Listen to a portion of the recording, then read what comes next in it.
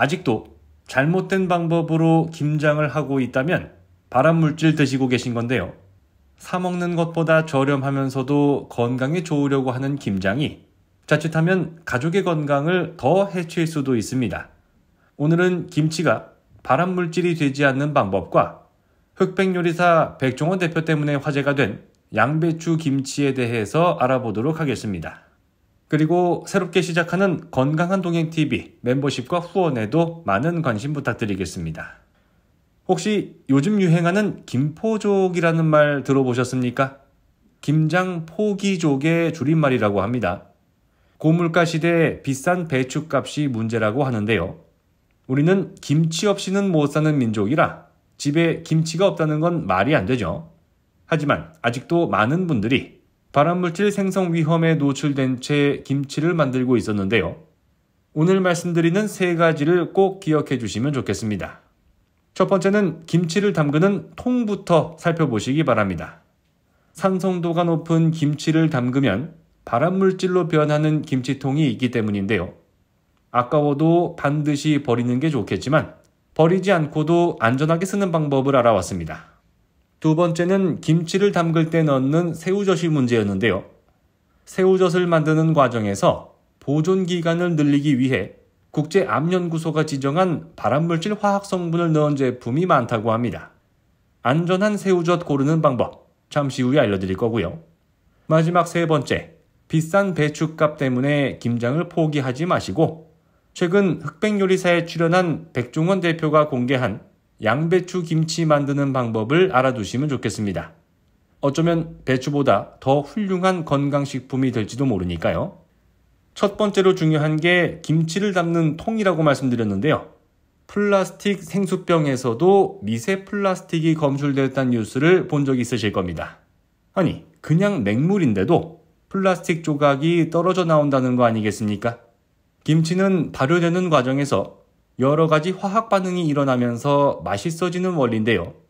나트륨과 염소가 주성분인 소금부터 고춧가루, 액젓처럼 자극적인 재료들이 많이 들어갑니다. 그리고 이런 화학 성분 중에서는 플라스틱을 삭게 만드는 것도 있다고 하는 건데요. 실제로 많은 전문가들이 경고하는 게 김장 때 많이 쓰시는 커다란 빨간색 고무대야입니다. 만들기 쉽고 가격도 저렴하기 때문에 7, 80년대에 정말 많이 보급됐는데요. 그나마 튼튼하고 안전하게 만든 제품도 있지만 식품용이 아니라 공업용으로 만든 제품을 무심코 쓰고 있는 분들이 많다는 겁니다. 지금 바로 확인해 보시는 게 좋겠죠? 빨간 고무대야는 PVC라는 화학물질로 만듭니다. PVC는 폴리염화 비닐의 영어식 줄임말인데요. 한 10년 전에 김치에서 역한 냄새가 난다는 민원 때문에 조사를 해봤더니 오래된 고무 호스가 원인이라고 밝혀진 적이 있었습니다. 그 고무 호스도 빨간색 고무대야도 주로 PVC로 만들어지고 있다는 건데요. 심지어 외국에서 수입하는 저렴한 제품 중에서 폐플라스틱을 재활용해서 만드는 바람에 충격을 주기도 했습니다. 이렇게 애시당초부터 불량인 제품이나 코팅이 벗겨진 고무대야가 문제가 되는 이유는 수돗물에 포함된 염소 성분이랑 만나서 클로로페놀이라는 독성 물질이 만들어질 수 있기 때문인데요. 클로로페놀이 뭔지 몰라도 아마 저보다 연세가 있으신 분들 중에 페놀을 모르는 분은 안 계실 겁니다. 혹시 기억나십니까? 1991년 당시 두산전자 구미공장에서 유출된 화학물질의 이름.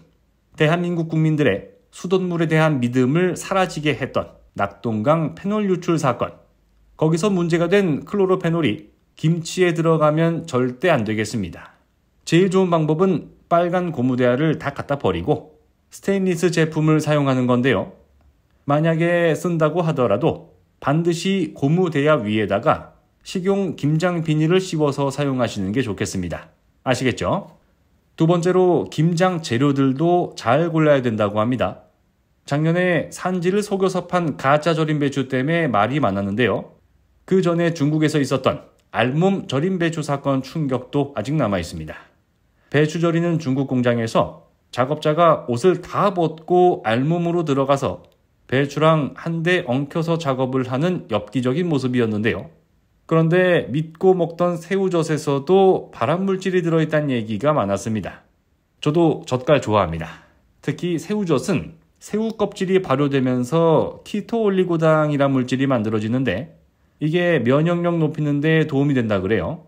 새우젓 말고도 오징어젓, 창란젓, 명란젓, 어리굴젓 너무 맛있죠? 해산물이 소금하고 만나서 생기는 그 특유의 감칠맛 너무 좋습니다. 근데 너무 자주는 아니고 가끔 먹는 게 좋다고 하는데요. 젓갈을 만들 때 아질산 나트륨이 들어가는 경우도 있는데 이게 국제암연구소에서 지정한 1군 발암물질에 속한다는 겁니다. 새우에 있는 단백질하고 반응하면 니트로사민이란 발암물질이 만들어진다는 건데요. 1군이라는 게 암을 일으키는 걸로 이미 검증이 끝났다는 걸 의미하거든요. 물론 발암물질이라는 게 한 번 먹는다고 바로 암에 걸리는 건 아닙니다. 다 개인차가 있어서요. 똑같이 먹어도 암에 걸리는 사람이 있고 의외로 멀쩡한 경우도 있습니다. 그렇지만 더 많이 누적되고 습관으로 자리를 잡을수록 위험한 건 분명한 사실이니까요. 가급적 안전한 새우젓을 고르시는 게 중요하겠습니다. 식품 첨가물이 최대한 덜 들어간 제품을 고르라고 많은 전문가분들이 얘기하는 게 다 이유가 있는 거겠죠.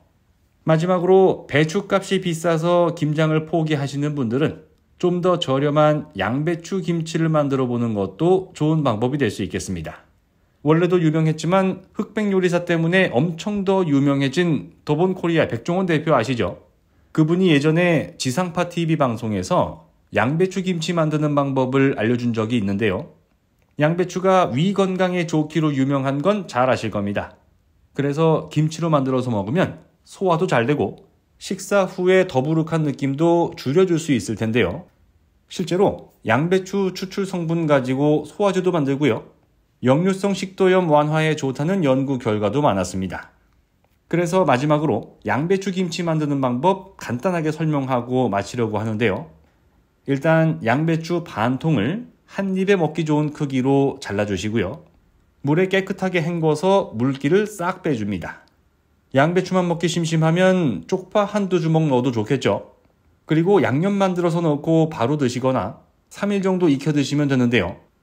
양념은 멸치 액젓 4스푼에 고춧가루 4스푼, 참기름, 식초, 설탕, 매실액 2스푼 넣어주면 끝입니다. 엄청 간단하고 김장김치보다 재료도 간단하니까요. 이번 주에 한번 만들어 보시면 좋을 것 같습니다. 오늘은 한국인들이 김치 담글 때 조심해야 하는 점들에 대해 알아봤는데요. 김치가 중국 음식이라는 말도 안 되는 소리가 나오고 있습니다만 역시 한국이 자랑하는 최고의 음식이 김치라는 점을 부정할 수는 없습니다. 이제 더 맛있고 건강하고 안전하게 만들어 드시고요. 아무쪼록 오늘부터 여러분들이 맞이하시게 되는 모든 날들이 지금보다 더 건강한 하루하루가 되시기를 진심으로 바라겠습니다. 고맙습니다.